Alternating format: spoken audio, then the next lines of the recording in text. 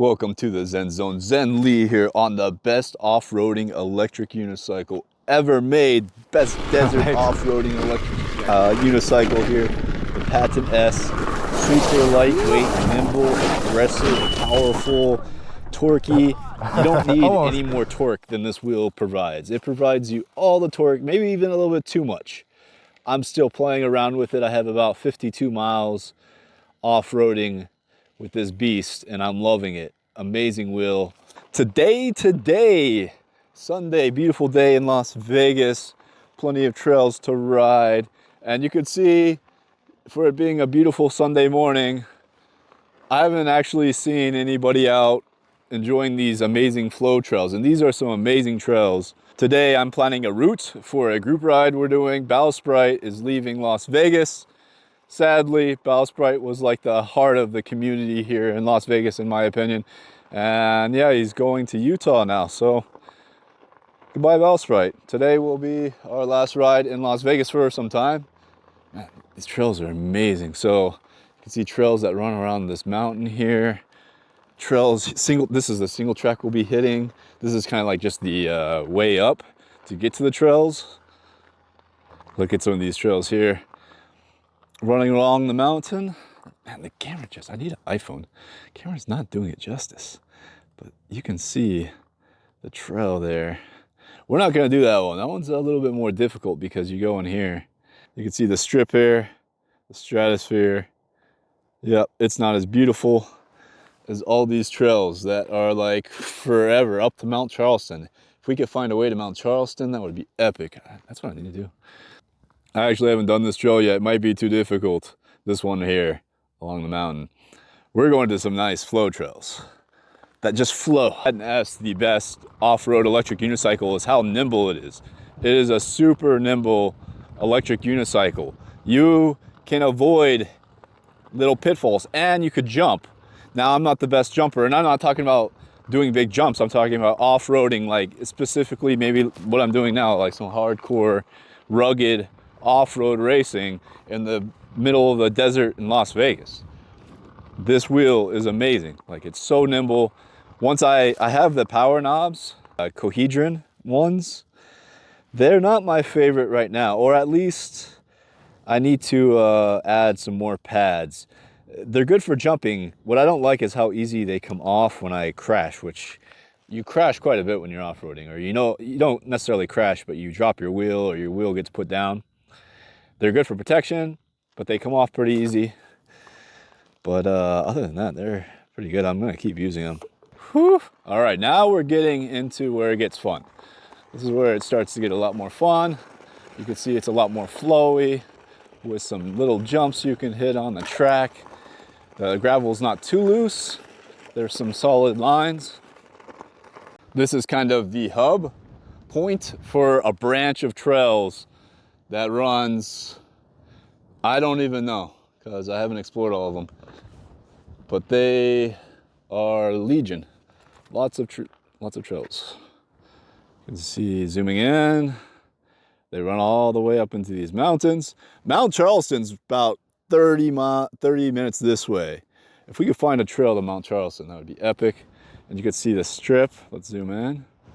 Whew, way down there now.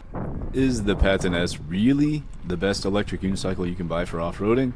It really depends, and I think you could make the argument that it is the best electric unicycle for off-roading for many different body types. Everybody has a different sort of body, and these wheels and the weight of the wheels fit with different body weights and body styles. The Paton S is one of the most nimble, especially with the tire that is on it. The tire at first has a really deep lean. Going straight and some of the easier turns, I didn't have any issues with this tire. It's an extremely stable tire. I love this tire. But on your deeper turns, when you're doing some deeper cornering, it does have a drop-off point where it feels like you're kind of just like toppling over. Now you can counteract that feeling by squatting down against it, against that feeling like it's kind of tipping you off. It's a really strange tire at first, but I really love it. I'm not going to even change this tire, which on Leaper Cam wheels, Lieberkin wheels are amazing because they're super easy to do tire changes. Although the Paton S, one of the most unfortunate things about it, like most 16-inch wheels, is that they are not tubeless. I don't think there is any sort of tubeless setup for 16-inch wheels right now. So that is the number one reason not to buy the Paton S, in my opinion. If you're looking at other wheels, is because it's not tubeless, and that goes for all the other 16-inch wheels as well. I do think the Paton S, if you could ask me which 16-inch wheel would I want, it would be the Paton S would probably be number 1, V14 number 2. V14 is an amazing electric unicycle, and it may even, I would really like to test the Paton S versus the V14 in racing situations. I prefer the Paton S suspension because it's the hydraulic. It has the fork type of suspension where there's a suspension on either side. I don't know if the V14 is actually considered hydraulic or not, but the Paton S has like a fork type of suspension system, not just a one unit rear type of suspension. It feels amazing, the Paton S, and the V14 feels amazing too. I really want to test the two of them, but I would definitely take the Paton in a race. Like if right now, tomorrow, we had a big race and it was only 16-inch wheels, I would definitely go with the Paton. That would be my number one pick. And the Paton S has podiums. I don't think the V14 has any podiums. The Paton S actually beat the Lynx in a Madrid race, off-road race, beat a Lynx, not by much. It was a close race, but it did win, and that's one of the reasons I put it in. It also got a first place podium, second place podium, and third place podium, and Salamanca race in Spain too. In US, I haven't even seen a Paton in a race. So the Paton S is an upgrade. It's lighter weight, which is huge for jumping, for tricks, for stunts, for off-roading. It's amazing. I am enjoying the lighter wheel. In racing right now, the meta is kind of shifting a little bit where the bigger guys have the advantage on the 168 volt wheels because they don't have to really put their full body into it. The equivalent of, let's say, okay, a 200-pound rider riding an ET Max, which is like a 100-pound wheel, a little bit more than that. I think it's 110 or 120 actually. So like a 210-pound rider could ride the ET Max in the same way that I could ride the Paton S. The Paton S feels super easy for me to control because it's not so heavy. That's the same feeling a person that weighed 200 or 210 pounds would feel riding a bigger like ET Max or a heavier wheel that has the voltage system to support their torquing it without them having to worry about cutting it out at higher speeds. So yeah, the meta may have shifted in racing on some circuits, definitely the high speed circuits, because well, maybe not even the high speed circuits. I don't know. Racing's interesting. I want to see what 2025 has in store. ESCATECon coming up, and Let It Ride as well in Vegas, and then X Electric in Spain, and I think there's some other races coming up too. Also, I think I saw a championship series in Australia, or a series of races in Australia, or maybe it was just one race in Australia. There are races blowing up across the world. I'm thankful that I got to help see. I kind of helped plant the seed as a content creator, one of the first racers like at Apple Valley and on the speedway and everything like that. But yeah, so EUCs, I really feel like racing has been a huge boon for electric unicycle riders. Even some people that from other aspects like jumping, people that are like jumpers are coming into the racing field because it's kind of blowing up across the world. And there was a global race in China, which was only kind of limited, I think, to one brand. It was just a Pagode Global Championship, so you could only use the Pagode sort of wheels. It would be sweet if we have a global sort of championship with all the wheels available. I would be more interested in attending something like that, especially if there's a prize pool. If we could get some prize pool money into these races, that would be great. Guys, I am at maybe 200 miles now on the Paton. At the time of filming this, I was only at like maybe 50. My riding has really, style and ability has really improved on the Paton. I love riding this wheel. I use it for commuting, and I love to go out training with this wheel. I'll use the Sherman L for like bigger, longer sort of rides. You know, I need that bigger battery, the fast charging, or even the bigger, higher speed circuits where I need the stability. I love the Sherman L. It is my favorite wheel. It is my wheel of the year. I call it the Sherman L, but in reality it's kind of a Lynx L. It's a large Lynx. I don't know why we named it Sherman L instead of Lynx L. It is a bigger Lynx, and the Lynx is my all-time favorite wheel.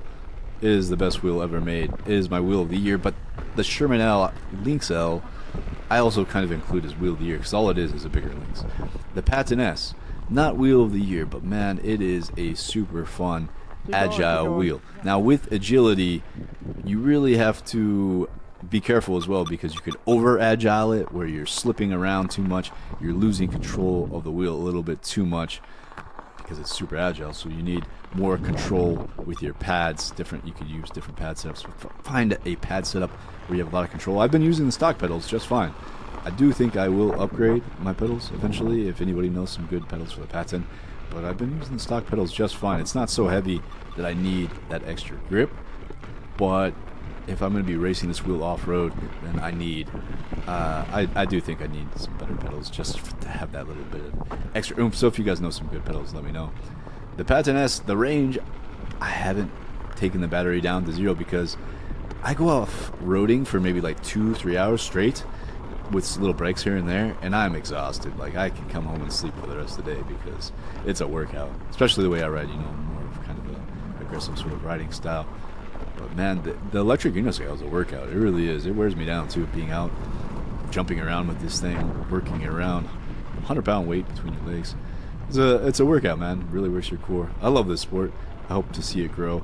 Thank you, Bowsprite, for the amazing Skydio 2 footage. I have 2 Skydio 2s and they're both broken. Hopefully get it repaired soon. Gotta get the Skydio 2 going so I can record some awesome footage for you guys. I hope you guys enjoyed this video. If you could take the time to leave a like, a comment, use one of my affiliate codes. It's been a while since someone's used one of my affiliate codes at oneride.eu or eWheels or Alien Rides. I think it's winter time. It's a little bit cold now. People are buying electric unicycles. But if you do, consider using my affiliate code. It really helps me out. If you're looking at EMOTION, they actually are on Amazon as well. So you can get, I wouldn't recommend it because the warranty may be troublesome. I don't know how you will get warranty service. That could be difficult. I would definitely recommend buying your EMOTION wheel because EMOTION's one of those brands that's not always, it's not like LeaperCam. LeaperCam, I think there are very, very, very few warranty issues. I think eWheels said that not one of them out of the 150 in the first batch, now we're on like, I don't even know what batch we're on, but none of them are really having major issues. Like, you don't even see them on Facebook. To be honest, in general, issues are decreasing across all, but LeaperCam, there's no question about it. LeaperCam has the least amount of issues in the long run too. Like, there's people still riding around on their version 1 Shermans just fine, and that wheel is like 3 years old now. So man, the LeaperCam quality is holding up in the long run, and the suspension wheels they have are the best wheels that money can buy right now. If money is not an object to you buying a wheel, go with a LeaperCam wheel. You won't regret it. If you're looking to get into the EUC space, LeaperCam makes the best wheels. They're the only wheel I really trust with my life, and I'll ride without gear. You shouldn't ride any wheel. You shouldn't even trust any wheel with your life, but LeaperCam is the wheel that I trust the most in this regard. Like, if I wasn't wearing gear, LeaperCam would be the one I know it's not going to have. You got to worry about other things when you're not wearing gear. Next Buy time a car, wheel doesn't even matter. But LeaperCam, I trust it enough not to wear gear, even though you obviously need to always wear gear, okay? I hope you guys enjoyed this video. Leave a like, comment, subscribe, consider becoming a member, and until next time, stay in the Zen Zone. I'll go grab Sab. Okay.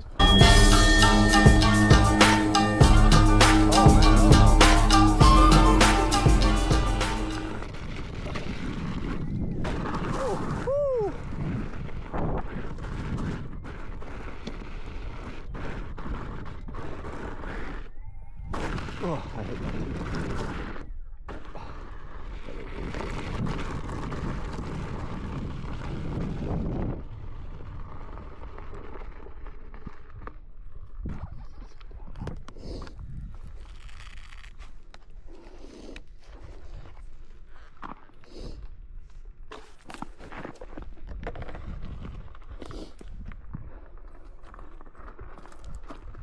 I check the sound speaker.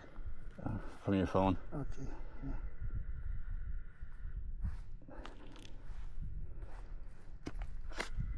Yeah.